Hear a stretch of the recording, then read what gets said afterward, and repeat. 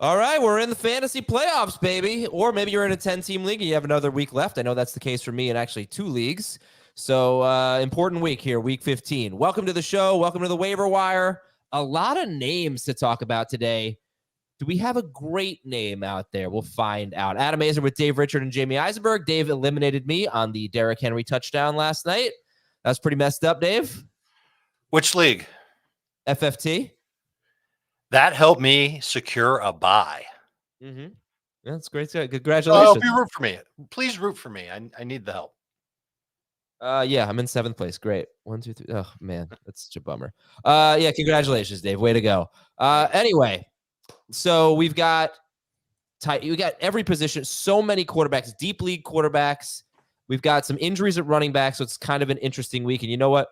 We will get right. Oh, and by the way, we also had probably the most improbable comeback, or possibly the most improbable comeback in NFL history last night. We'll give you Imagine being a Hurricanes fan and a Dolphins fan. What's so bad about being a Hurricanes fan right now? Well, after the Georgia Tech game, right? Oh, yes. You're right. That field has seen 2 of the most improbable comeback wins in football history in a span of 3 months. All right, anyway, let's get to the waiver wire. Jamie, top 3 priorities this week. I'm going to put Ty Chandler first, just with the opportunity to replace Alexander Madison. I'm going to put Antonio Gibson second, just with the opportunity to replace Brian Robinson. And then it's a toss-up of your favorite Ravens player, but I'll put Isaiah Likely first just because of the position that he plays. So Likely over Odell Beckham. But those are the 3/4 top priorities you should be looking at for this week. Okay, Gibson is more rostered than Chandler. Is about 62% rostered. Chandler's about 44% rostered. Chandler is a great matchup at Cincinnati, and Gibson has the Rams, which hasn't been a great matchup. Are you, at this point, do you feel confident in knowing the status of either Madison or Brian Robinson for this week? Or are we just kind of guessing on this Tuesday morning? We're guessing. If it's a high ankle sprain for Madison, he's not going to play on Saturday. If it's a low ankle sprain, he still has a chance. But you should go with the idea of not having Madison, which opens the door for Chandler. I haven't seen anything on Robinson to suggest that he is A, playing, or B, sitting. So there's just no news. But the fact that he left their last game and nothing positive yet has come out from Washington, you should just, again, speculate on Gibson at this point. And yes, it's a tough matchup, but we know that he's able to work in the passing game. And that sort of goes, even if Robinson plays, that you can get some value out of Gibson, knowing that if you lost Jacobs and you lose Madison for this week, Jacobs also dealing with an injury or need a flex, then Gibson can potentially help you in PPR. All right. And then Isaiah Likely would be the third one at Jacksonville. But obviously, it's going to depend on what you need. Don't forget to play a little defense this week, too. Take a look at what your opponent needs. And I'll try to help you out a little bit for week 16 if you have a bye. Dave, who are your top 3 priorities? I agree with Chandler. I'm curious why you didn't put Jerick McKinnon toward the top of your list, Jamie. Well, we don't know if Pacheco's coming back, and he's still splitting with Clyde Edwards-Helaire for less snaps, had less touches. So I would take Deontay Foreman over the Chiefs guys if you're looking for another running back. Sure, because it looks like Foreman will play the most, but I wonder if McKinnon. First of all, I was surprised that McKinnon he was almost even in snaps with Clyde. So yes, fewer touches than Clyde, but he did more with his touches, and I wonder if he starts to eat into Clyde's work a little bit more. So I'm kind of intrigued by him, especially if I can't get my hands on Gibson and or Likely. Those guys are available in less than 40% of leagues. So if I threw out Gibson and Likely, my top 3 would be Chandler. Let's go with McKinnon, and then Foreman is my top 3. Okay. How do we feel about Beckham? I like him. How do you turn yourself away from 10 targets in a game where the Ravens put it all on Lamar Jackson in the rain, no less? So I'm very, very encouraged by what I saw from Odell. He just doesn't play that much. It's really strange. You can't get that snap count up to even the 60s, I think. I think he was around 60% of snaps. Bizarre, but he still draws so many targets. So to me, he's easily the best wide receiver to pick up. Because the next best guy, I think, is Curtis Samuel. But they're both anywhere between 40 and 50% available. They both might be rostered in your leagues. But to me, wide receiver is kind of weak. Running back, there's more. Tight end, there's a little more. So I have to ask this question here, and this hopefully I think will be the only time we we discussed this. It's probably an easy answer, right? But we know that CBS roster percentages are higher than on the other websites. So we have more 12-team leagues than Yahoo and ESPN, trend to 10-team leagues a lot, and maybe some of you are in 10-team leagues. So if Ezekiel Elliott, who I believe is 82% rostered, were available. Number one by far. Okay. Number one by far. Not even close. Yeah. That's all. If Zeke is available, go get Zeke. Otherwise, we're looking at Ty Chandler. And let's talk about Ty Chandler and Antonio Gibson here, because Chandler, he 44% roster, as I said. He had 12 carries for 34 yards, 3 catches for 7 yards. He ran a lot of routes in the second half. He's just never been involved in the passing game. It's always been a Madison thing. But he's got the Bengals, who are actually good against. The first game after Cam Akers, he was involved in the passing game. He got 4 catches, but he didn't. But he never plays on third down, I guess is what I should say, right? So it's going to have to come on first and second down, and he was always splitting first and second down. So those catches seem a little fluky, but in the second half, we saw a better role for him. And by the way, just throwing this out in case I forget, Deontay Foreman led Bears running backs in routes run last week. So that was interesting. Yep. Not a third down guy, but he ran a lot of routes. He looked like he was their primary rundowns back. I think my question with Chandler is this a trap? You know, yes, it's like, is he much more appealing than like a Zamir White, you know, or is he just kind of a not so good? Oh, he's much more appealing than Zamir White. You have a Bengals defense that's, you know, for the most part struggled. They did a much better job against Zach Moss, but I don't know how much of that is Moss. 4 of the last 5 running backs against them, 15.9 PPR points or more. So you're looking at a guy that's going to he got 15 total touches in a game where he didn't start. And so you're looking at probably 20 total touches with more of a drop back pocket passer and Nick Mullins as the expected starter than Josh Dobbs, who's going to escape the pocket and may not throw to his running backs as much. So design throws to the running backs, I think, will be there. There's a lot of play with Minnesota, obviously, because we don't know who the quarterback is. We don't know if Justin Jefferson's fully going to play. And now you have the Madison injury. But I think if you just tell me right now, Chandler's starting, I would take him over the Raiders guys for sure. I would take him over Gibson as the expected starter if he is that guy in Washington, just because of the defense that he's facing against the Rams. But those two are very close. I would take him over Foreman. I would take him over the Chiefs guys. I just think you're looking at, while the running back in Minnesota hasn't been great because of the lack of touchdowns, he does have a rushing touchdown more than Madison, which is surprising. But I think, again, 20 total touches against the Bengals on a short week, I don't mind that. Would you start him over James Conner against San Francisco? Yes. Okay. Ty Chandler, would you start him over Devin Singletary at Tennessee? They're very close. I would lean towards Singletary, but it's tough just because, you know, we've now seen 2 games of Pierce being back, and man, it's just hard to say that they're going to definitely give Singletary a touch. I'd be surprised they didn't, but that could be an awful offense, absolutely awful offense for the Texans. It's true, but it's not like the Vikings offense is suddenly going to be amazing. Sure. With what they've been going through. I like the matchup for Chandler because the Bengals have given up a touchdown to a running back in literally every game except for 4 this year, 4.4 yards per carry. It's just Chandler's been given opportunities to go and be this, at worst, the 1B in the offense, and he really's never had the chance to do it. I just think they're out of options now, and that's what you have to kind of buy into with Chandler, is that he's going to get a big opportunity, and you know, they're all must-win games for pretty much every contending team in the NFL at this point. So I think that's what you're hoping for with Chandler. Close call for him between Conner and Singletary. They're all going to be ranked in the same range for me. Brian Robinson, I'm just snooping around the internet looking for news on him. There's a story on the Commanders website campaigning for him to make the Pro Bowl. That's the only thing I saw. Yeah, I saw that too. It's 6 days old. I don't think there's anything about his injury in there. Yeah, there's nothing. So I don't know. I asked somebody who's close to the Commanders if they know anything, and I'll let you know if he gets back to me.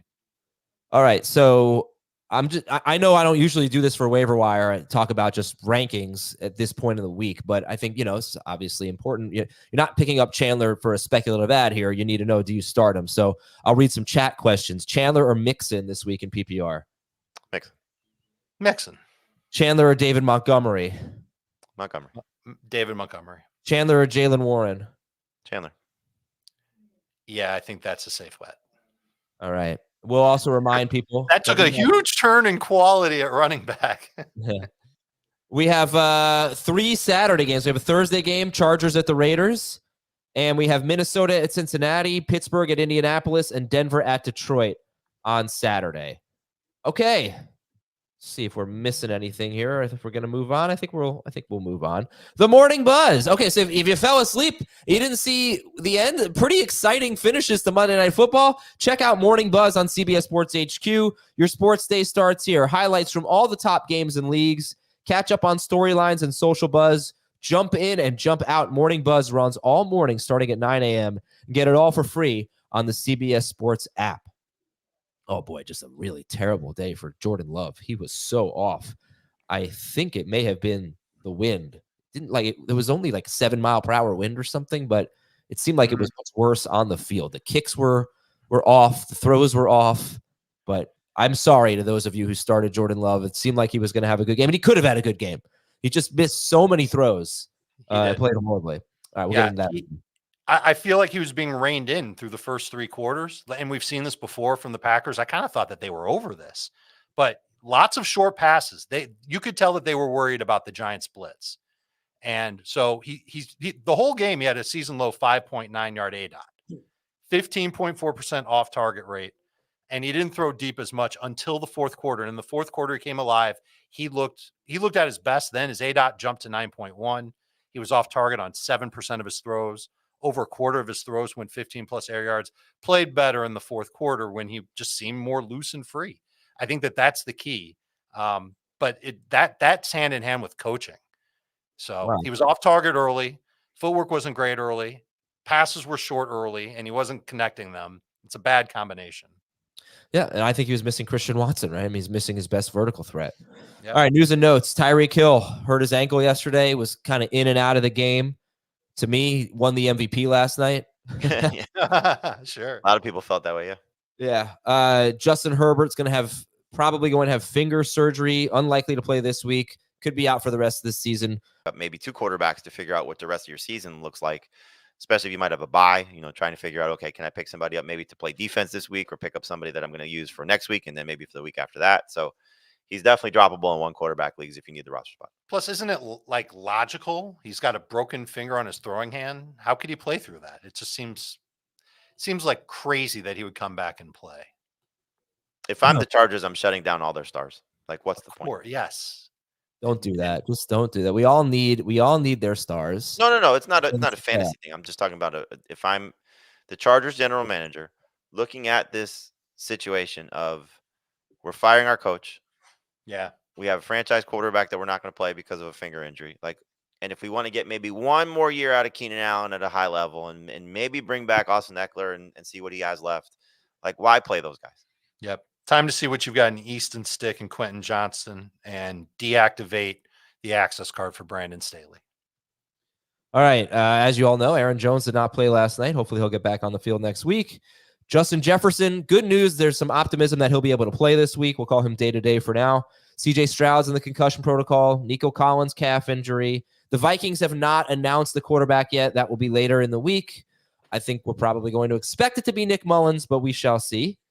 They have such a good schedule. Cincinnati, Detroit, Green Bay coming up. I think a few weeks ago, we were thinking Josh Dobbs is going to be a league winner. Jerome Ford, X-rays were negative on his hand or his wrist, and we'll see what his status is. But if Kareem Hunt, if Jerome Ford were out, would you rather have Chandler or Kareem Hunt this week? I'd rather have Kareem Hunt. Chandler, because that Bears defense is good. It is, but you're getting 2 running backs that are going to get a lot of work. One of them has proven that he can play moderately well, even at his advanced age. That's Hunt. Okay. Josh Jacobs going to be questionable for Thursday's game. He was listed as did not practice. And let's see. Alexander Madison, we talked about. Joe Flacco is the starter rest of season. Dontavian Wicks may have a high ankle sprain. Josh Palmer was listed as practicing in full. Oh, how excited I would be for Palmer if not for, the Herbert thing. Gerald Everett was listed as limited. Tutu Atwell's in the concussion protocol. I haven't seen an update on Dalton Kincaid. I think he's fine. He played day to day. Okay. And on defense, Bucks secondary is a mess. That's Jordan Love's matchup this week. Texans are super beat up. Maybe Will Levis can put together a nice game. I thought Kyle Hamilton was definitely going to miss the game for the Ravens this upcoming game. He has a sprained MCL, but he has not been ruled out. They're at Jacksonville. The 49ers defense got very beat up. Are you guys going to trust them? I mean, we don't know who's going to play, but Charvarius Ward and Javon Hargrave, Eric Armstead, all injured right now for 49ers. DST at Arizona. Do you trust the 49ers this week? I'll trust the 49ers, of course, because they still have a lot of great playmakers, but it does open the door for James Conner to be a low-end RB2. It's one of the reasons why currently I have Conner ahead of Chandler in my rankings. All right. And then Buffalo, more injuries. Micah Hyde, their safety, he left with a stinger, and AJ Epinesa, edge rusher, left with injured ribs. It's a good time for them to be hurt. Good time, right? Facing Dallas. Miami safety. Although they can see the division now, they might be able to steal it. What are they? 2 games back. But they play them in week 18. And they've already beaten them once, Bills versus the Dolphins. This is kind of a big one. Denver edge rusher Nick Bonito is questionable. He got hurt last week. He's their sacks leader, I believe. So they're at Detroit, and we know how good their defense has been. Dallas defensive tackle Jonathan Hankins left with a sprained ankle. Good run stuffer for them at Buffalo. And Reed Blankenship, I talk about him every week. He's got a concussion. So, maybe not starting him this week in IDP. All right, take a break here. When we come back, top 3 players at each position. We'll be right back on Fantasy Football Today.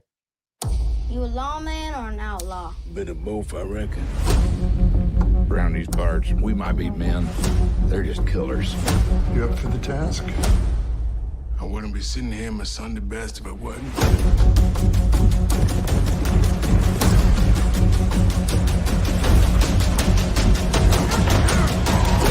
I'm warning you, your wicked days are done.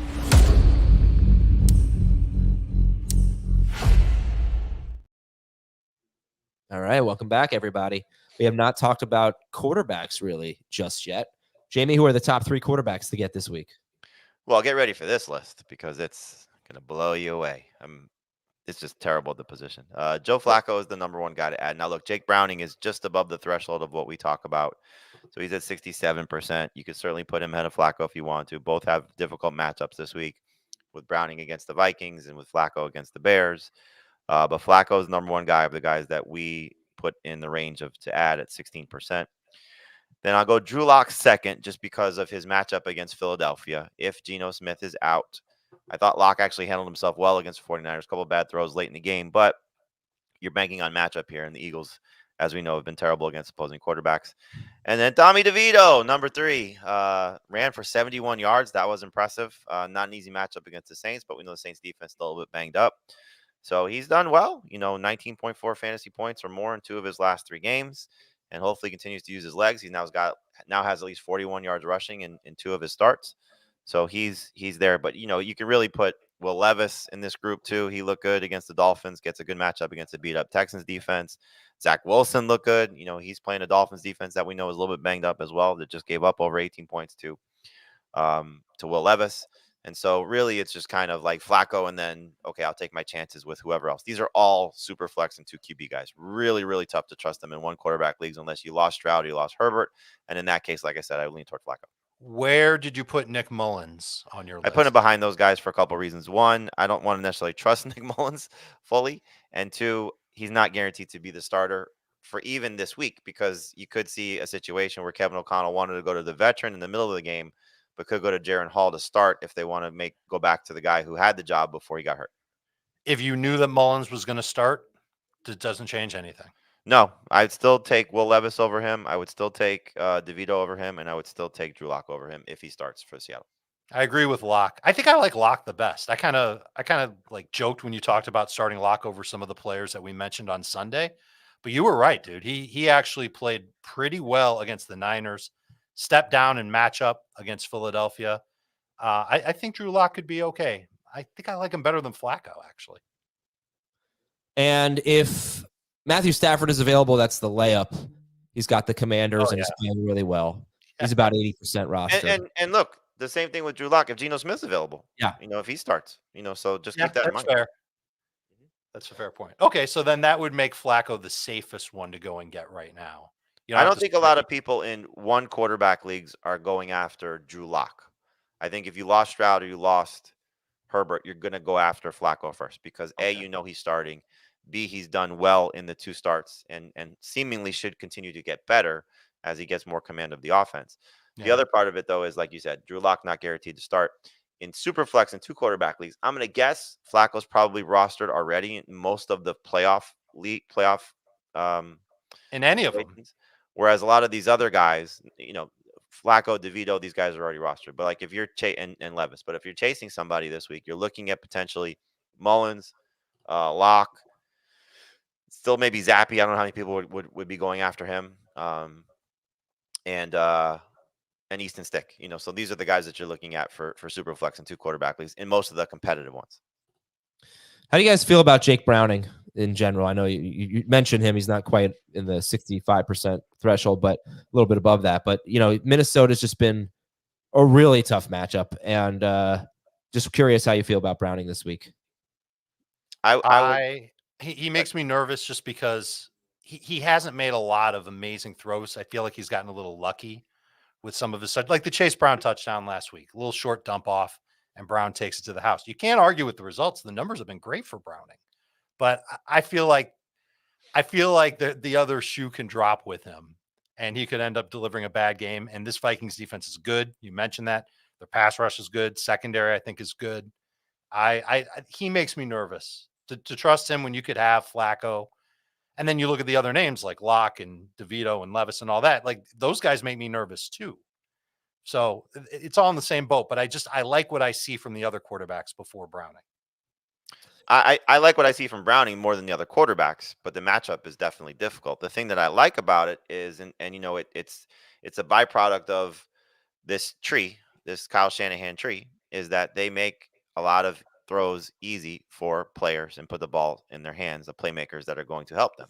So, it's like I'm watching the Bengals and the things that they're doing. And it's like that was a little Brock Purdy-ish there, of just getting the ball out to your playmakers quickly and letting them make plays. And that's not to say that he's in Brock Purdy's level because Purdy's been awesome.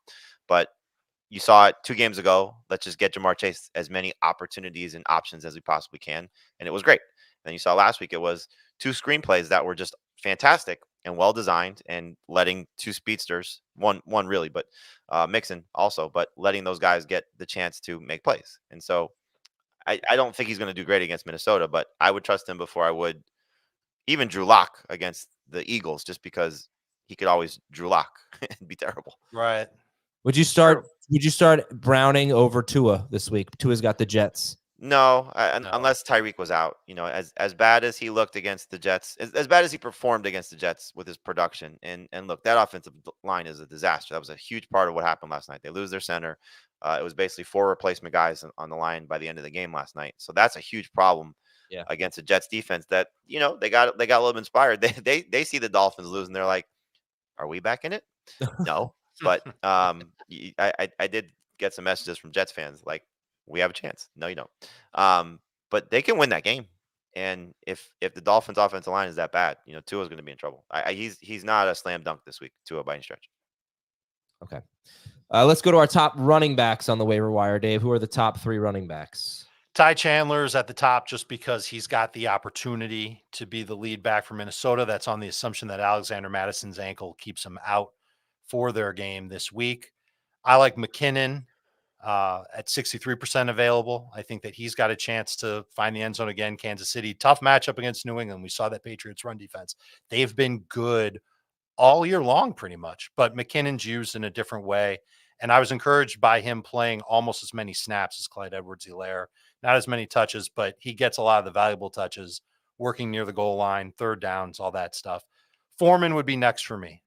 That doesn't include Gibson, who's 37% available. We don't know about Brian Robinson. And it does include Clyde Edwards-Helaire, who's 38% available if you want to take a shot on the other running back in the Kansas City backfield, the one that might get more touches than McKinnon. Okay. So what if you are in the fantasy playoffs right now and you had to start Ty Chandler, are you happy about that, or are you? No, I'm nervous. You're I'm nervous about any of these running backs.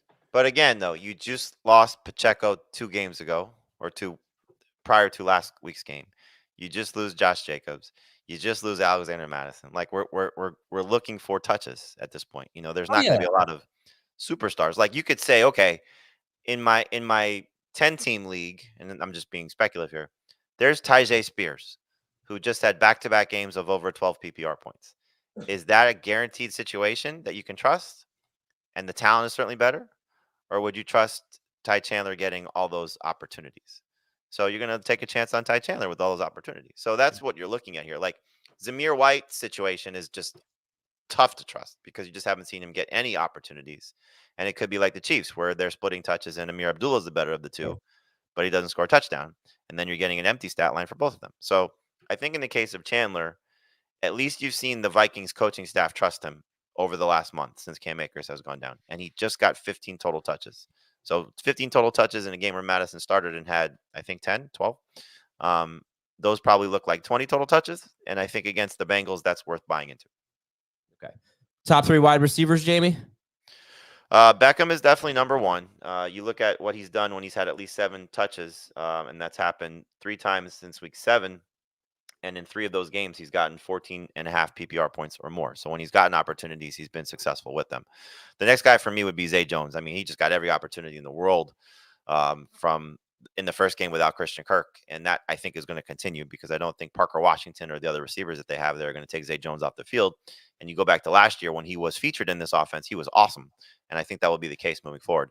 The third guy would be Curtis Samuel, just with the hope that coming off the bye, he continues to do what he was doing in the last 2 games. I don't imagine that would change. And I would especially expect to see Sam Howell continue to throw 40+ times, which has just been the norm more times than not. Demario Douglas, somebody we talk about every week. Yeah. Right back into the mix. You know, figure you get 11 points PPR. Yep. Definitely in the mix. Has to clear concussion protocol first, though, and not an easy matchup, obviously, against the Chiefs. But he's definitely somebody that you want to pick up at this point. Just feels like we've been telling people to do it, and understandably so. His roster percentage has gone the opposite direction because you can't trust him. So I'm guessing a lot of people pick him up Tuesday, and then they drop him on Thursday or Friday when he's been ruled out, and that was the case last Thursday when he was not able to play. Yeah. Hey, look, he's probably not going to score a touchdown. He's a full PPR play anyway. I think maybe half PPR. Demario Douglas, it's not like he's a stud, but I'm curious to see a few things, like what happens to Zeke's catches if Douglas plays, if Parker plays. And the Chiefs have been a really tough matchup, but I feel like Douglas, I don't want to call him matchup proof, but for just to get 5 for 50, I feel like he could do that, you know, against Should be able. Yeah, if you're looking for 10 to 12 PPR points without a touchdown, he'll get you that. But Yeah. I think there's no question that Beckham, Samuel, and Zay Jones have much higher ceilings than that. Oh, yeah. That's why they're ahead of Demario. Speaking of Zay Jones, he's facing the Ravens. So Beckham and Zay Jones facing off. The Ravens, they're great. I mean, they're 9th best against receivers, but they do see the 2nd most wide receiver targets in the NFL. So you usually have opportunities. Teams struggle to do much with them. Tight ends, Dave, who are the top tight ends? And I will ask you a follow-up on Isaiah Likely after you say Isaiah Likely. But go ahead. Isaiah Likely's first. He's available in 38% of leagues on CBS Sports. I think that he's going to continue to be a factor in the passing game. And I love the matchup for him this week against Jacksonville. I've got Logan Thomas second, 55% available. He's got a great matchup against the Rams. They've been terrible against tight ends lately. And then I don't know if Darren Waller's going to play. You guys can tell me if you've heard about him being ruled out in week 15, but he's still available in 46% of leagues. That's another type of player, especially if I'm streaming tight ends, I'll stash him with the hope that I can get something decent out of him when he does eventually come back. Plus, I'm encouraged by what I've seen from the Giants passing game over the last few weeks. DeVito I think that they've got something interesting with DeVito. They're throwing. He's throwing, huge, but it's something. I mean, but this is actually important for Darren Waller. I mean, DeVito, his passing yards are 175, 86, 246 at Washington, which doesn't even count, 191 and 158. Yeah. But probably, like, he's been fairly efficient. They don't throw the ball much with him, but how can I trust, like, because Wandale's coming off a great game, you know, but I hope I don't have to trust a Giants pass catcher in the fantasy playoffs. Well, I mean, when you're talking about trying to find tight ends, though, and a guy with as much upside as Darren Waller may still have, it's a big if because of the quarterback, because of his injury situation, and just the fact that this Giants offense feels as if there's been a lot of flukiness to it. But still, I mean, again, when you're talking about, hey, let's go get Logan Thomas. Does that really inspire you to get, great fantasy production there just because the matchup may be good against the Rams? Like, no, we've seen Logan Thomas in some good matchups before and he's struggled. Like, I'd rather take my chances with Darren Waller if I don't need a starter. Now, if I need a starter, obviously you got to go get Logan Thomas because there's no likelihood that Waller plays. But when you're talking about upside for maybe week 16, and look, you have a bye this week, roster spot to play with, that could be a difference maker for you if you've been streaming the position. And when he's been healthy, how many times has he been the leading target getter for the Giants?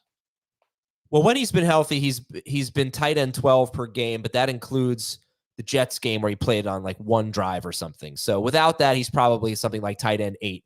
He's had 3 absolutely terrible games with less than 7 points. He's had 2 or 3 big games. He's been up and down. Right. And the latest we heard on Waller was they ruled him out for week 14. Obviously, he was hopeful to play in week 15. But let me ask you about likely. You're in the playoff race again. Yeah, right. They're a game out of the playoffs, but there's 5 teams ahead of them, I think. And they faced the Eagles twice, so they're not really in the playoff race. But likely, he had 5 catches for 83 yards and a touchdown on 7 targets. 54-yard touchdown catch on horrible busted coverage by the Rams, who, by the way, are facing Logan Thomas this week, and they have given up 13 or more points to a tight end in 5 of their last 6 games, I believe, or 4. Yeah, 5 of their last 6 games. Anyway, should we be buying into likely? Because if you take away that play, he still is a guy who does nothing downfield, not getting a huge target share. You saw a season high in pass attempts from Lamar Jackson, so he's usually around 30 pass attempts, not 43 like he was last week. It is a good matchup. I do get that, but I think I know you don't want to just take away a 54-yard touchdown catch, but that was more on the Rams than on likely. If you take that away, he's still not doing a lot of exciting things for fantasy. So how aggressive should we be? Like, should he be a number 1 claim if you're tight end desperate? If you're tight end desperate, yes, he should be a number 1 claim. I mean, but again, if you're talking about who's the best player to add for this week, I would put him behind Chandler. I'd put him behind Gibson. I would put him behind potentially Beckham if you need a wide receiver. So, there's not necessarily the he's got to be your number 1 guy. But, again, we don't know how much Dallas Goedert can still produce, especially after just 1 game. I would trust Goddard more than I would likely, but there's questions there. You don't know if Taysom Hill is going to play. You don't know if Dalton Schultz is going to play. And so when you're talking about trying to replace those options, like this is a guy that you'd want to buy into because of it's not just what you saw this past week, which was, okay, he took advantage of the busted coverage. Let's give him some credit for that Lamar Jackson actually saw him open and threw him the ball. We see plenty of guys wide open that don't get the ball. And then he had 6 targets the game before. So he's going to be a part of this offense to a significant degree. Is he going to be the featured guy? Well, no. Zay Flowers and Beckham had more targets and probably will continue to. But it's a tight end friendly offense still, at least in my opinion. And he's going to get chances to get production here. So I don't mind him as a low end starter this week in his matchup against Jacksonville, which, oh, by the way, just gave up a huge game to David Njoku. Yeah. Who had a big catch on busted coverage himself. Don't you think Likely's floor is 8 PPR points? I mean, that's what he gave you 2 games ago. Yeah. And 5 games ago as well, when he had 4 targets. I think that's the floor, and the ceiling is much higher than that. And there aren't a lot of tight ends. I think Logan Thomas's floor is a hell of a lot lower. I would say that anytime you have a team that might be last in the NFL in pass attempts, I mean, they're down there, and you expect 2 other players to have more targets than him, I do not think his floor is 8 PPR points. I don't hate Likely. I'm coming off negative. I'm just presenting the other angle here. No, I get it. And to your point, though, about them, being a low volume passing team, the MVP race is wide open right now. And Lamar Jackson could easily steal it with winning the 1 seed and playing the way that he played this past game against the Rams, where he ran for 70 yards and threw for 3 touchdowns. Like, he could put the Ravens on his back. We've seen him do that plenty of times. And they get the top spot in the AFC in a conference right now that's reeling a little bit. Jacksonville struggling, Miami struggling, Chiefs struggling. I mean, it's basically Baltimore's to lose. Mm-hmm. And a lot of people will look at Lamar Jackson and say he's the MVP for the 2nd time in his career. And the Ravens are certainly looking at him that way. I mean, they've been looking at him that way for years. That's not a big statement, but the fact that they let him throw as much as they did last week tells you. Yeah. I hope I'm not facing Lamar Jackson this week. that would make me feel very uncomfortable. All right, Jamie, DSTs and kickers, please. DSTs, there's a lot of different ways you can go here because I think just you're looking at a lot of bad quarterbacks. So a lot of options available. But I'll take the Rams first against the Commanders at home, just how much the Commanders give up sacks. Broncos against the Lions right now, that offense is reeling. Certainly Jared Goff is struggling. Losing their best pass rusher might be something to keep an eye on, but just, looking at the Broncos defense right now, they're playing great. Colts still against Mitchell Trubisky. That's always a favorable situation. Falcons against Bryce Young. That's a favorable situation. And the Titans against Davis Mills, if they don't have Nico Collins and obviously no Tank Dell. So if Stroud is out, then that could be good for the Titans DST, who played really well against the Dolphins. I know Dolphins made a bunch of mistakes, but still. Yeah, I'm sorry, kickers. Matt Gay, I'll go back to him, even though he was miserable, but he's back at home against Pittsburgh. They give up a lot of fantasy points to kickers. Lucas Haversick, I think I'm pronouncing that right. I think you got it. Against the Commanders, they're second in fantasy points allowed to kickers. And Nick Folk against the Texans, again, another team that gives up a lot of field goal attempts. So I like the situation there. And there's one more guy to keep an eye on just because he was good. And if Stroud does play, is Ka'imir Fairbairn. He's expected to come off IR. He's eligible to come off IR this week. And they would give him, I hope, the job back if he's healthy. All right, let's recap here. Quarterback, Flacco, Drew Lock, maybe Tommy DeVito. Of course, if Browning is available, you can go pick him up. And obviously Matthew Stafford, Geno Smith would be headliners if they're available. Running back, Ty Chandler, Antonio Gibson, Jerick McKinnon, Deontay Foreman. Those are the big guys who have opportunities this week. We don't know about Pacheco's status. The only thing we saw on Pacheco was that he's unlikely to go on IR and should be back sooner rather than later. Wide receiver, Beckham, Zay Jones, Curtis Samuel, Demario Douglas. Tight ends, likely Logan Thomas, Darren Waller. I think there was someone else on Jamie's list ahead of Cade Otton. Okay.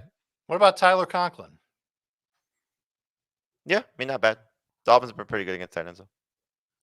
DST's got the Rams against the Commanders, the Broncos against Detroit on the road, the Colts against the Steelers, and the Falcons against the Panthers. And do we have any IDPs? Yes, we do. Do you know me? I do. Justin Matabuke at the defensive line has been playing well for several weeks. He just had one of his best games of the year, but he's out there in only 58% of leagues. So DJ Wanham would be the alternate play at defensive line. Adam, I think this might be your second favorite IDP player, Ivan Pace. The world has not caught up to what Ivan Pace has been doing the last few weeks. At least 9 total tackles each of his last 3 games, at least 10 fantasy points in those games. Wow. And he's out there in over 80% of leagues. He's my favorite linebacker. Why would he be my favorite? Well, read Blankenship. Blankenship is the one you talk about. So yeah, Ivan Pace would be second best for you. Other linebackers, Ernest Jones, Christian Harris, Landon Roberts. Defensive back PJ Locke, we mentioned him last week, came through 7 tackles, tons of other stats to go along with it. Should be a factor for Denver moving forward. And another defensive back, DJ Reed. Not necessarily getting a ton of tackles, but just being involved in that secondary for the Jets. He gets a lot of opportunities. 3 of his last 4 games, he's had at least 9 fantasy points in leagues where tackles count. I'm trying to look ahead to week 16 and, maybe Aaron Rodgers against Washington. That would be really fun. Geno Smith is at Tennessee. What about Zach Wilson against Washington? Yeah. I could not ever put my face. Look, if he has, another good game against the Dolphins, would you still feel the same way? Probably. I bet you would have said the same thing about Joe Flacco or Drew Lock being in your or Jake Browning being in your fantasy lineup. I mean, we have some of the worst quarterback matchups. Forget about just individual players. Some of the worst matchups coming up. I mean, think about Thursday night, what you have to watch. Aiden O'Connell versus Easton Stick.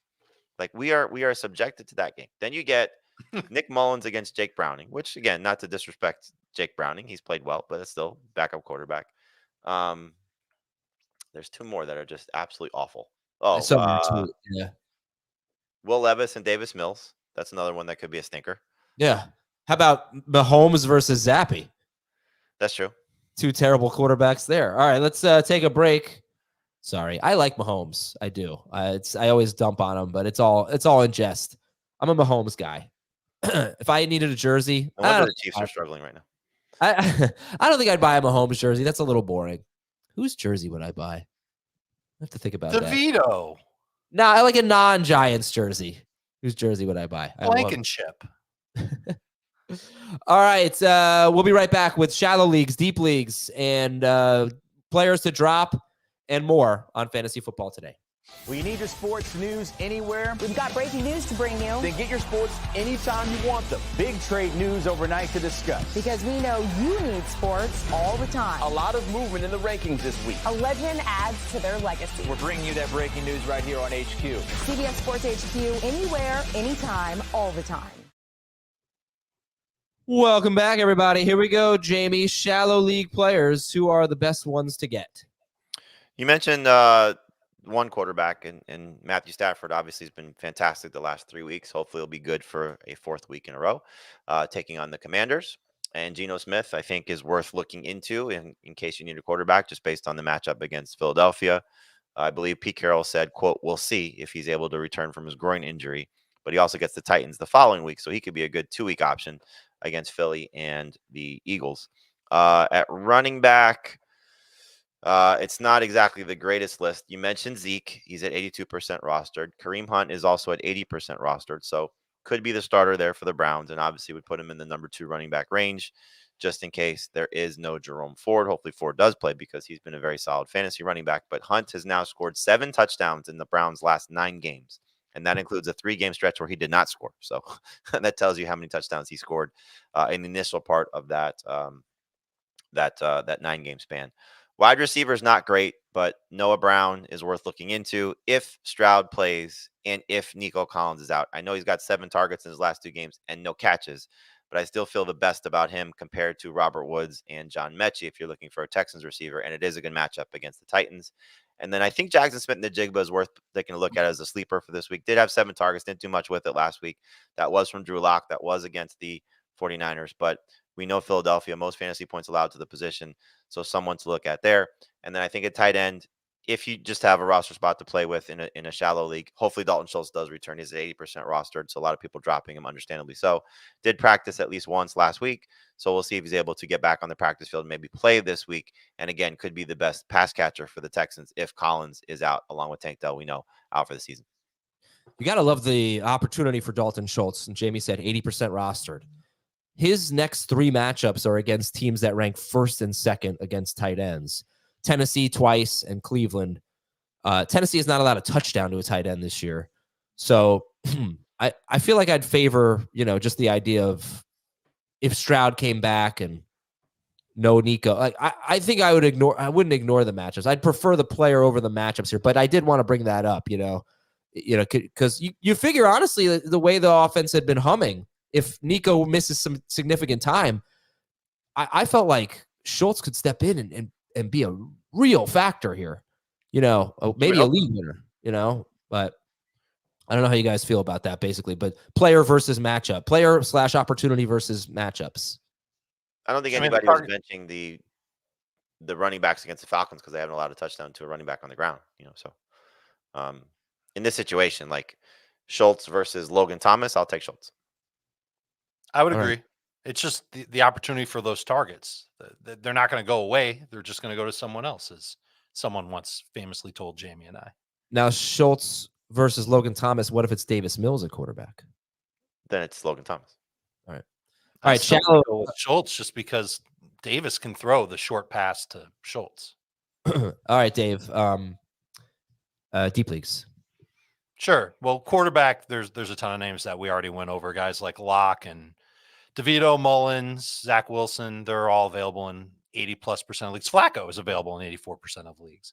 And I don't mind if you go Flacco over Locke. It's probably the safe thing to do for week number 15. Running backs, McKinnon's available in 63% of leagues. Let's go a little bit deeper. There's Chase Brown, who's available in 88% of leagues. The highlight is probably going to push him to be a popular ad off of waivers. He just doesn't get a lot of playing time behind Joe Mixon. Maybe that changes as we move forward, but we've already talked about the matchup for Cincinnati against Minnesota. It's not going to be that easy for him. Wide receiver, some deep names. Demarcus Robinson just is coming off of a 10-target game. For the last 2 weeks, he's shown speed on the field. Stafford's throwing the ball like crazy. I'm talking very deep leagues where all the receivers that we've talked about are already rostered. You can't get any of those guys. You can't get Beckham, Samuel, Zay, Douglas. can't even get Rashid Shaheed or Josh Palmer, then maybe Demarcus Robinson would make some sense. Maybe Juju as well. I don't know if his eruption on Thursday night was just because he was playing his old team and he wanted to get a little revenge against His old them. team again. What, this week against Kansas City? You're right. So maybe there's another revenge game. Revenge for Juju. Darnell Mooney's available in 82% of leagues. Malik Heath, not Malik Cummings, Malik Heath. And Samari Toure. Those are wide receivers that could replace Jaden Reed and Dontavian Wicks. Well, we got to find out if Reed's in the concussion protocol or not. We got right. So if he misses he could be in the concussion protocol and still have a chance to clear. And Christian Watson could come back. We don't know, but a lot of moving parts there. You're probably not going to bother getting near those guys. One other name to bring up, and I probably should have mentioned him first among the deep league guys, is Parker Washington with Jacksonville. It's not an easy matchup going up against Baltimore, but he's 91% available. He's got a touchdown catch each of the last 2 weeks. Small guy, but fast. And he should see more than 3 targets against the Ravens, especially if we see the Jaguars trailing in the game. Okay, Giants 24, Packers 22. Any thoughts on this game? Actually, my question is, how much do you trust Jordan Love at home against the Buccaneers this week? If he has at least Christian Watson, then I would start him as a low-end number 1 quarterback. If he has Watson and Reed, then he's a slam dunk. If he has Reed and Romeo Doubs, I think he's still a low-end starter too. I agree. Okay. Hopefully Aaron Jones comes back. That'd be nice. And like Jaden Reed, man, they will give him the ball. They had 4 carries. He had a rushing touchdown. That's the second time in the last 3 weeks, 4 weeks, maybe. Yeah. Is he, he's 51% started, 83% rostered. Is Jaden Reed an easy start for you guys? 100%. Hopefully he's healthy. Especially if there's no Christian Watson. And that Tampa Bay secondary took on some serious injuries last week. They've been bad to begin with, but they could be without both starting cornerbacks, one of their starting safeties, and Vita Vea not giving them a push up the middle. It could be a really good situation for Jordan Love to bounce back. Another tight end to look at, especially with injury, Tucker Kraft. Yep. He's a deep league guy. I didn't even talk about the deep league guys to add. He's on the list. Brevin Jordan is also on the list, but that would mean no Dalton Schultz. Yeah. And Wan'Dale Robinson, 6 catches for 79 yards and 36 rushing yards.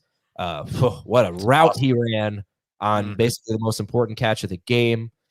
Anyone want to about him for next year? For next year, all right. Yeah, remember he's about a year removed now from the ACL injury. Yep.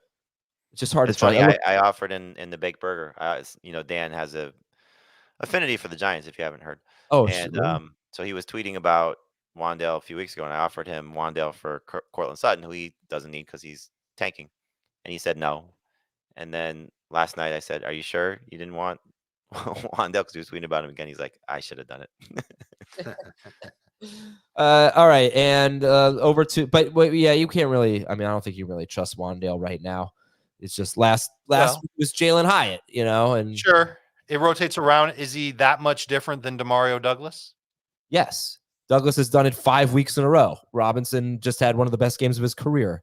Okay. But they're used similarly, short area targets. Yes, that's true.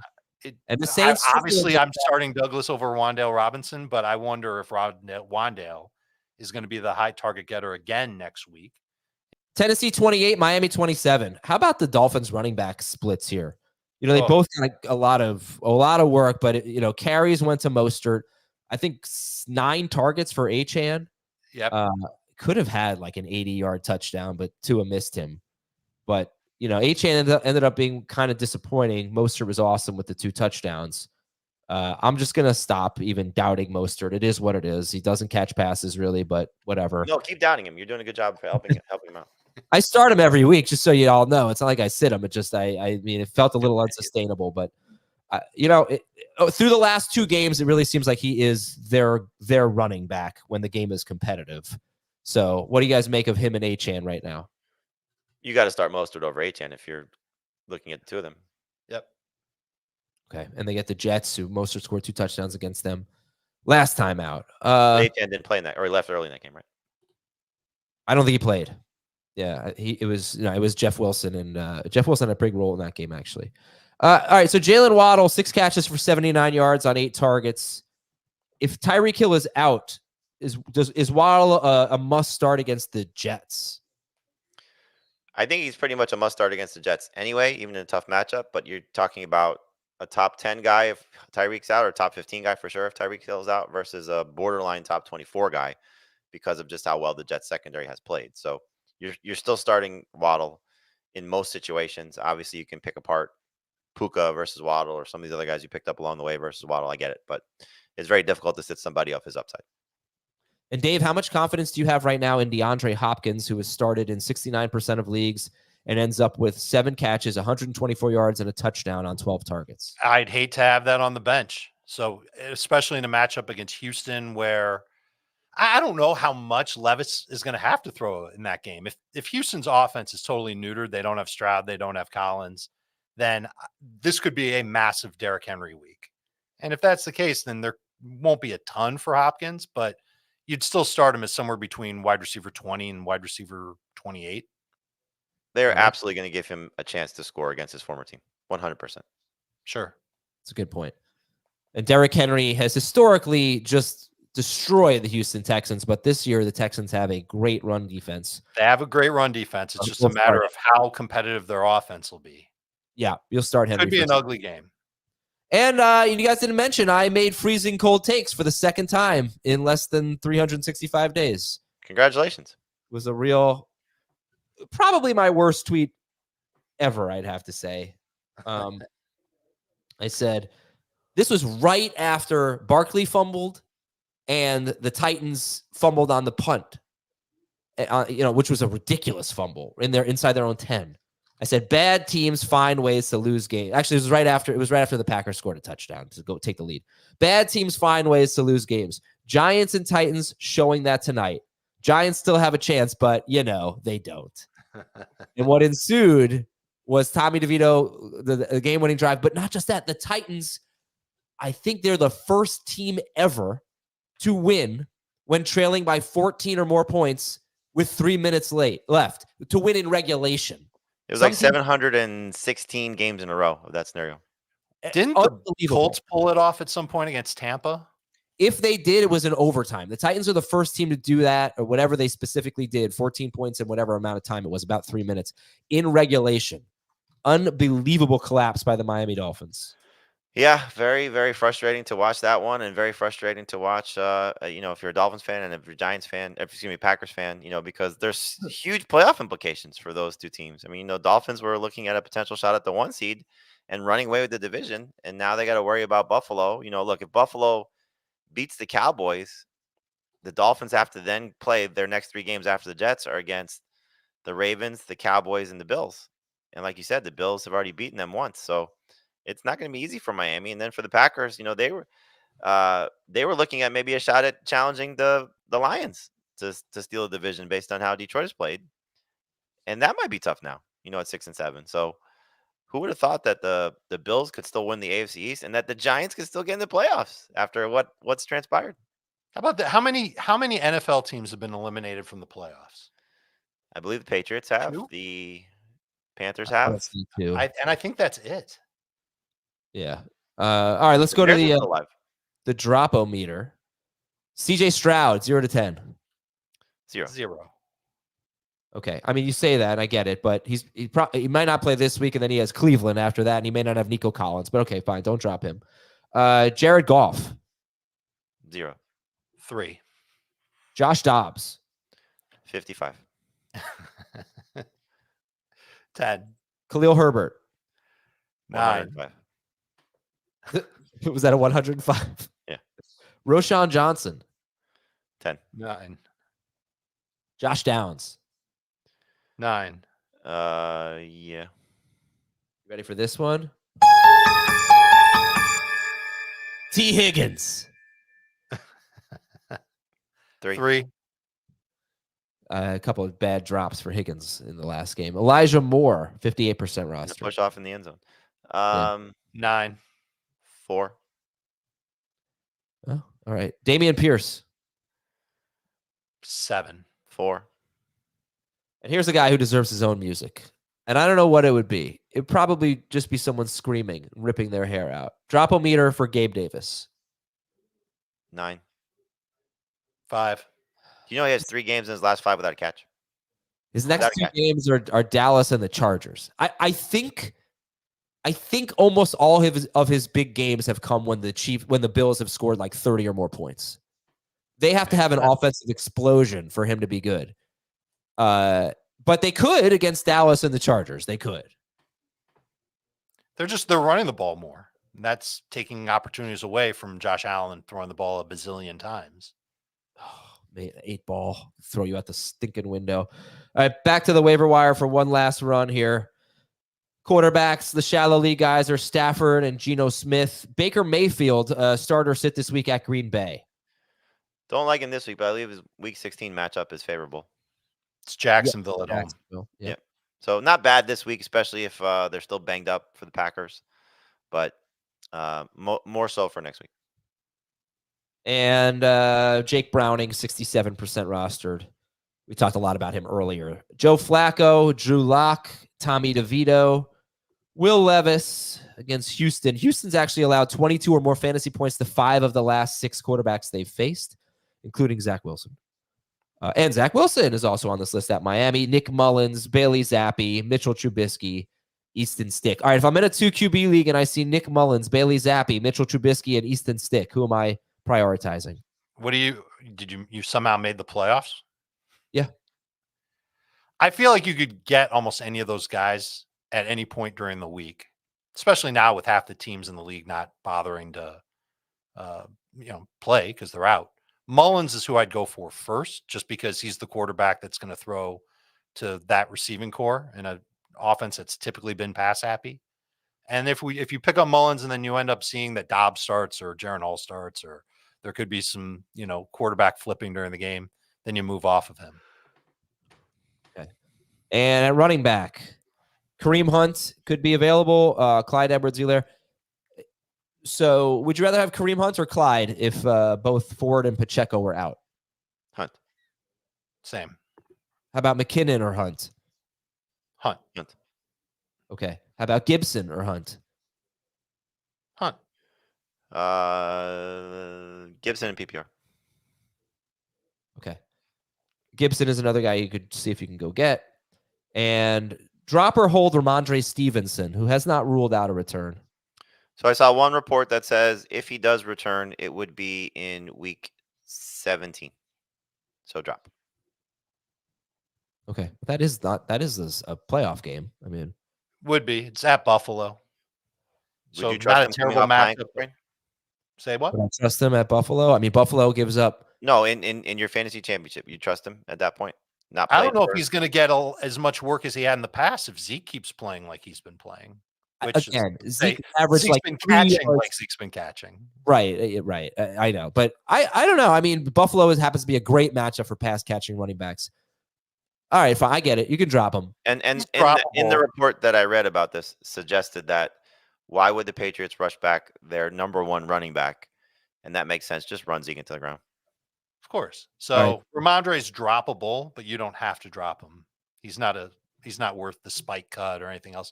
There would have to be somebody that you'd really want off the waiver wire that you would drop Stevenson for, and you don't want to drop anybody else off your bench. So the running backs are actually fairly interesting this week. Ty Chandler with an opportunity, hopefully, against Cincinnati. Deontay Foreman at Cleveland, which has been struggling. They've allowed 6 rushing touchdowns to running backs in their last 5 games. Deontay Foreman, is he a top 24 running back this week? No. Mm-mm. Okay. Jerick McKinnon, Rico Dowdle, Chase Brown. Interested in talking about him in Dynasty. Zamir White, Amir Abdullah. Would Zamir White or Amir Abdullah crack the top 30 this week? No. I do not have them in my top 30. Chris Rodriguez could be getting some work for Washington if Brian Robinson is out. And then Jordan Mason, you saw him get the touchdown for the 49ers. If you had Christian McCaffrey, because Mitchell has a chance to play this week, would you rather have Mason or Mitchell? Mitchell. It seems pretty clear that Mitchell is the number 2 guy when he's healthy, but Mason is somebody that they like. But if Mitchell does not return, you don't want to leave the potential handcuffs to that sitting out there if you have a roster spot to play with. At wide receiver, you can check on Noah Brown and Jackson Smith and Jigba. We like Odell Beckham, Zay Jones. Although is Zay Jones more of a week 16 guy, or you have any confidence in him in week 15 against the Ravens? Oh, I think they're throwing a ton. And you saw that against Cleveland, which is not an easy matchup either. What do you have, 14 targets? I mean, 14 targets, 5 catches, 29 yards. That's a bad day. That's a bad day at the office. It's a bad day at the office. He just wasn't quite on the same page as Trevor Lawrence. And for maybe this is because of the injury. I don't know enough about this, but Lawrence was overthrowing dudes a lot. And so if he wasn't overthrowing Zay Jones, there would have been at least one big touchdown between the two of them. So maybe they work this week to get on the same page. Lawrence is another week healthier. Tough matchup, but I think there's upside for Zay. Wasn't there a big game for him against the Ravens last year? Why don't we try say that one more time into the Can you mic? say that without putting your face into a scarf? I think Zay Jones had a big game against them last year. Baltimore. Maybe.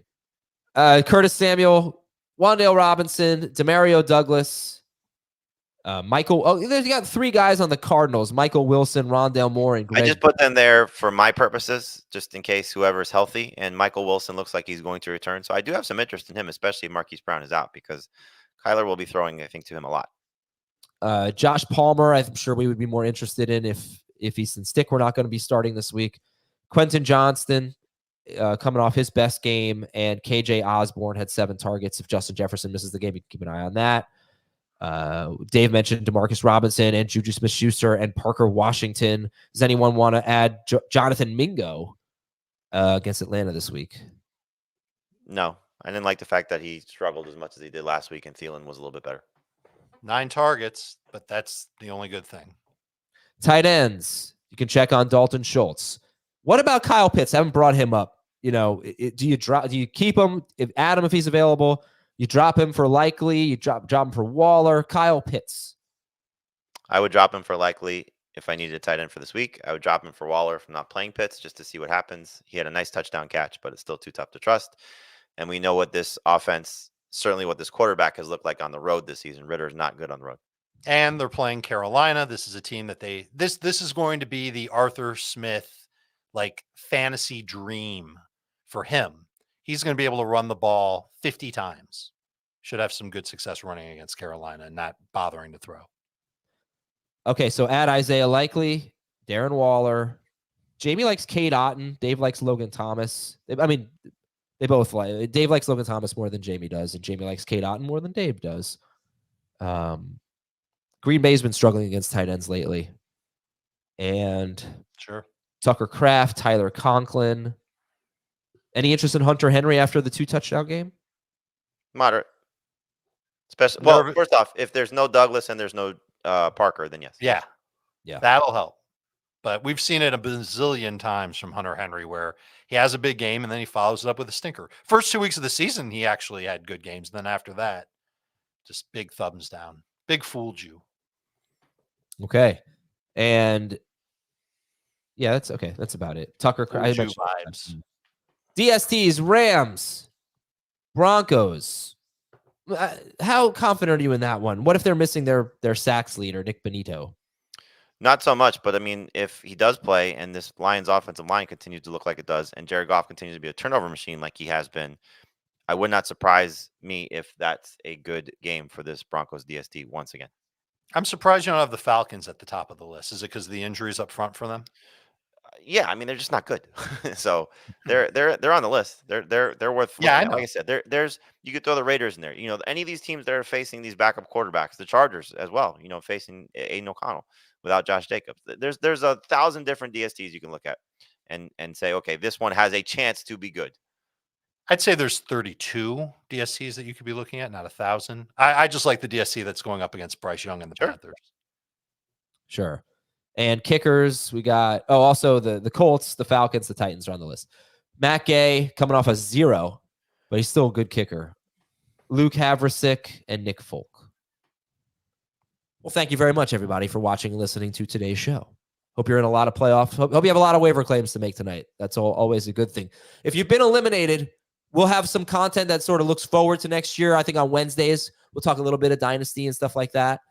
Heath's Dynasty show is great, but if you're not in Dynasty, we'll try to have some content, at least on the Wednesday shows, that might help you out going forward, or we'll talk to you in the off season, but hopefully not. Remember, we have 3 episodes every week in the off season. Don't go away. And I just wanted to say, in our Bake Burger Dynasty League, one of our managers is donating $1,300 to St. Jude. So if you're feeling in the holiday spirit, send a little donation to St. Jude's way. Did you make the playoffs? I did. Snuck in. 6th seed. Gonna probably get my butt kicked, but hey, you never know. So who's in? Thomas is in. He's the 2 or the 1? Thomas, what are you? I'm the 1 seed. Thomas is the 1 seed. I think I'm the 5. All right, let's take a look. Thomas is the 1. James is the 2. Pepe Sylvia Eagles the 3. Ritter be this 4. Jamie 5. Adam 6. I would have beat Pepe had you let me make my roster move. Would you have? Yeah, I lost by 9. That close? Yeah. Oh my gosh. What was the move? So I was busy with coaching my kids and wasn't paying attention to actives and inactives on Thursday. So I left Devontae Parker in my lineup because I was in a desperate situation. The guy I would replace him with was Samaje Perine. And I called Adam like, I don't know, 2 minutes in the game, 5 minutes in the game, something like that. And I said, oh man, I forgot. Can I take him out? And he said, nope. And I said, all right, fine. I appreciate you doing it. I'm just gonna make fun of you. And so he did his job. He did his job as a commissioner. He didn't let me do it. The most amazing thing about this league is that Heath did not make the playoffs. Heath drafted Jonathan Taylor, Cooper Kupp, Travis Kelce, Justin Fields, Joe Mixon. He had Aaron Jones. He went for it in year 1. It looked like he was the easy favorite. Yep. And everything went wrong for him. So it's just crazy how things work out in Dynasty. And then he sold off a few of those guys, right? He tried, yeah. And he's going to have the 4th pick in the draft. All right, I got to go here. Long show today, getting longer. Thanks again, everybody. We'll talk to you tomorrow on Fantasy Football Today.